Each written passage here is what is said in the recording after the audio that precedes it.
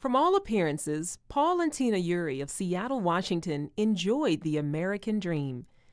They lived in a lovely home and had 2 adorable kids. But something was missing. We just felt like we felt like more kids would complete our family. And our hearts turned to adoption. Something that holds a special place in Paul's heart. I'm an adopted child, so is my father. So it's kind of a neat legacy almost. But the couple knew they could not afford to add another child to their family.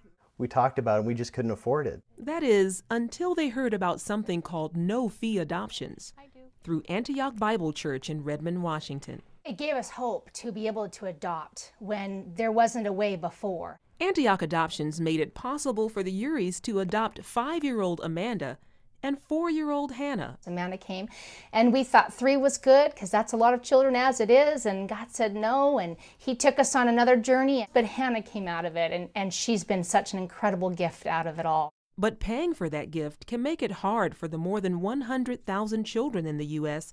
to get into a permanent home. The cost for adopting a newborn can range anywhere from $4,000 to more than $35,000. Antioch Bible Church saw the need and wanted to help. And let your will be done till it's all I wanna do. They formed Antioch Adoptions with both parents and children in mind. Their hope is that all children in the foster care system could have permanent homes, and more families would be able to afford infant adoptions. Executive Director Tammy Snyder says Antioch is more than just an adoption agency. Yes, we're an agency. We're licensed and we follow the law of the land in our practices, but it's a ministry. The cost for their services? Free. We don't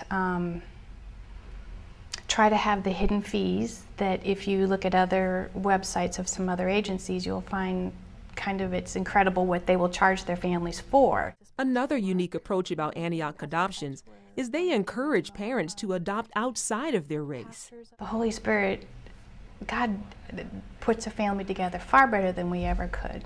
And part of it means valuing their child that they're receiving. Don't make them you.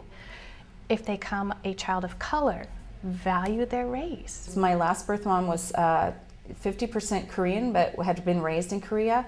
She really wanted mixed couple or some sort of ethnicity, within the family.